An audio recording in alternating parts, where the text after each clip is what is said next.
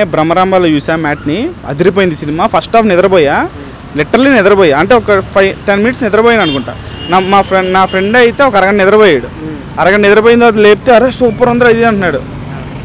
G మూసుకో, నువ్వు ఇప్పుడు పడుకున్నావు, ఇప్పుడు లేపితే ఏదో ఎక్స్ట్రా గ్యాన్ ఏదో అంటున్నావు. ఫస్ట్ హాఫ్ అంతా నిద్రపోయాం బ్రో, లిటరల్గా నిద్ర ఫీల్స్.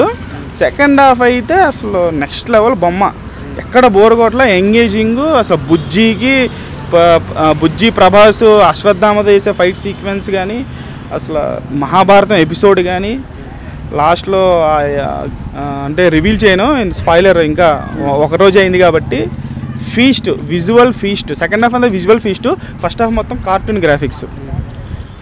ఇప్పుడు 200 కోట్లు ఎంత కలెక్ట్ చేసిందంట ఫస్ట్ డే, తప్పులేదు కలెక్ట్ చేయడంలో. సెకండ్ హాఫ్ కోసం కలెక్ట్ చేసిందని నేను అనుకుంటున్నాను. ఎందుకంటే సినిమా థియేటర్ నుంచి బయటకు వచ్చిన తర్వాత అసలు ఏం చేశాడ్రా నాగశ్విన్ అని మైండ్ పనిచేయదు కాసేపు, ఒక 5 నిమిషాలు అసలు ఏం జరిగిందని అనిపిస్తుంది.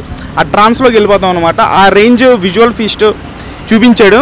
ఇంకా క్లైమాక్స్లో కమల్ హాసన్ గారి వాయిస్ ఓవర్తో గూస్ బంప్స్. అసలు అంటే మనకి కట్టప్ప బాహుబలిని ఎందుకు చంపాడని ఎగ్జైట్మెంట్ హాంట్ చేసింది కదా బాహుబలి 2 వచ్చేంత వరకు. సో ఇది కూడా అట్లా అనిపించింది, అరే ఇప్పుడు ఏం జరిగిద్దిరా అనే ఎగ్జైట్మెంట్ ఇచ్చాడు సెకండ్ పార్ట్ కోసం. క్యామియో రోల్స్లో అర్జున్ రోల్లో చేసిన విజయ్ దేవరకొండ అందరూ తెలిసింది కాబట్టి ఇంకోటి చెప్పను. విజయ్ దేవరకొండ చాలా బాగా చేశాడు. ఇంకా సోషల్ మీడియా రకరకాలుగా అతను వాయిస్ మాడ్యులేషన్ బాగాలేదు అది ఇది అని చెప్పేసి అన్నారు, కానీ నాకు బాగానే నచ్చింది. మరీ అంత తీసి పడేసేలా బాగుంది. అతని వాయిసే అంత, ఇంకా అతను ఏం చేస్తాడు ఇంకా. సో అది చాలా బాగుంది. అసలు అతని వాయిస్ చాలా మంచి, నాకైతే నచ్చింది. ఇంకా ట్రోల్స్ పక్కన పెడితే అమ్మో అమితాబ్ బచ్చన్ గారికి దండాలు. నిజంగా అమితాబ్ బచ్చన్ గారు తప్పితే ఇంకెవ్వరు ఆ రోల్ చేయలేరేమో. అసలు నేను బేసిక్లీ అమితాబ్ బచ్చన్ గారు హైట్గా ఉంటారు, కానీ అశ్వత్థామ మామూలుగా 8 అడుగులు ఉంటారు అనుకుంటా. 8 అడుగులా బ్రో, ఎంత 9 ఫీటా 8 ఫీటా?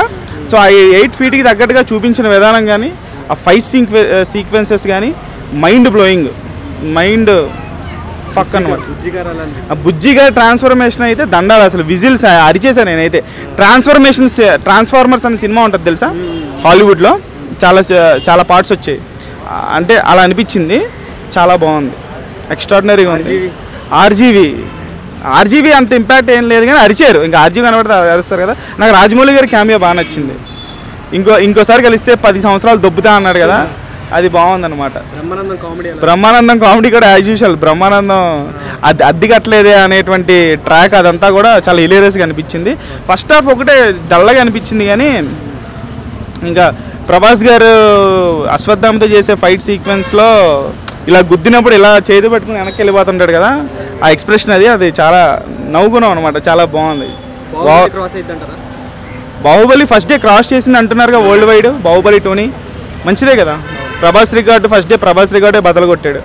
సంతోషం, ఆనందపడాలి. ఇంకోటి ఏంటంటే నాగశ్విన్ అంటే ఒక సౌత్ ఇండియన్ సినిమా నుంచి మనమే డైరెక్టర్స్ని ప్రొడ్యూస్ చేస్తున్నాం అని చెప్పుకోవడానికి గర్వపడాలి ఫస్ట్ ఆఫ్ ఆల్ ఒక తెలుగు ఆడియన్గా. ఎందుకంటే బాహుబలితో రాజమౌళి గారు ఏ స్టాండర్డ్ని అయితే సెట్ చేశారో దాన్ని పడిపోనివ్వకుండా దాని తర్వాత వచ్చే డైరెక్టర్స్ అందరూ అదే లెవెల్ని మ్యాచ్ చేస్తా మన తెలుగు సినిమాని ఎక్కడికో తీసుకెళ్తున్నారు. ఈ సినిమాతో అసలు ఇటువంటి థాట్ కూడా ఒక డైరెక్టర్కి రావచ్చా అనే రేంజ్లో నాగశ్విన్ తీసిన విధానానికి హ్యాట్స్ ఆఫ్. అసలు ఈ రేంజ్లో ఉంటుంది అనుకోలే నేను, చాలా కష్టం. రేటింగా నేను దీనికి రేటింగ్ ఎలా ఇవ్వాలంటే second half 10/10, first half 1/10. So ఓవరాల్గా సినిమా జోక్స్ అపార్ట్ జోకులు పక్కన పెడితే సినిమా ఓవరాల్గా బ్లాక్ బస్టర్. సో వాళ్ళు 600 crores ఎంతో పెట్టారని చెప్పేసి అంటున్నారు, 500 to 600 crores. సో 1000 కోట్లు గ్రాస్ రావాలని మనస్ఫూర్తిగా కోరుకుంటున్నాం. Thank you very much.